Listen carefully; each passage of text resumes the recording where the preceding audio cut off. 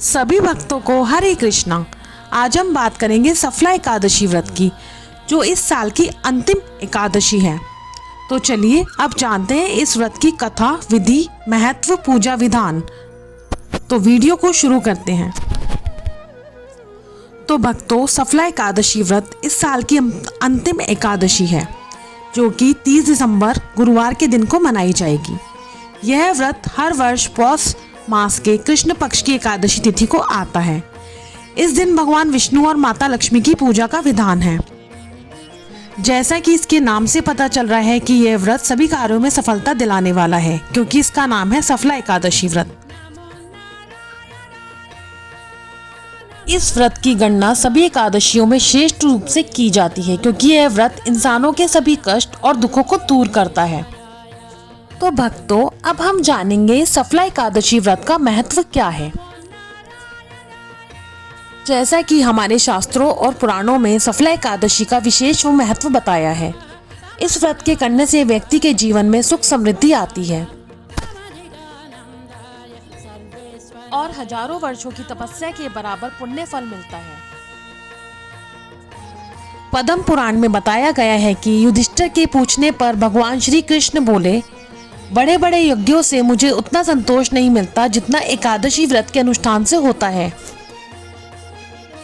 सफला एकादशी को कल्याण और सौभाग्य प्रदान करने वाली मानी जाती है।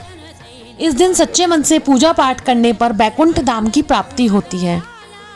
मान्यता है कि इस व्रत के प्रभाव से घर परिवार में सुख शांति बनी रहती है और नकारात्मकता का अंत होता है।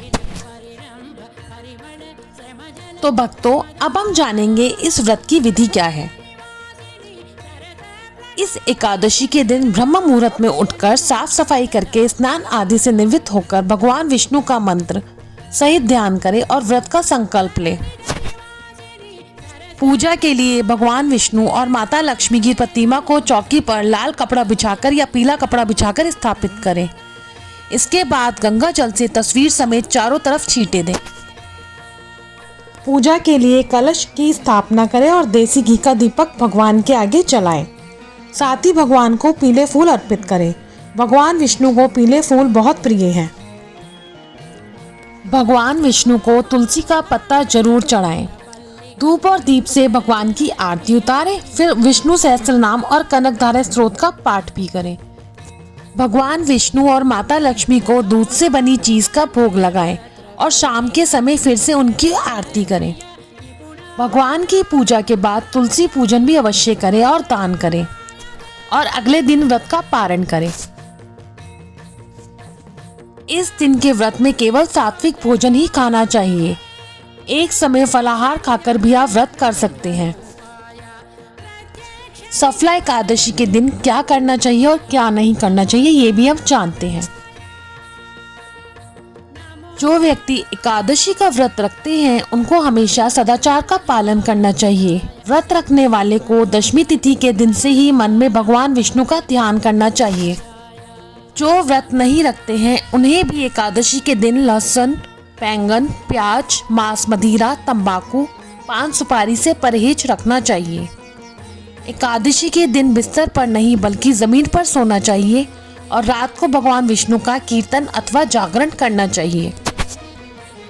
सफला एकादशी के दिन दातुन करना वर्जित माना गया है। साथ ही इस दिन किसी भी पेड़ पौधे की फूल पत्ती तोड़ना अशुभ माना गया है। तो चलिए भक्तों, अब हम जानेंगे सफला एकादशी व्रत का मुहूर्त क्या है।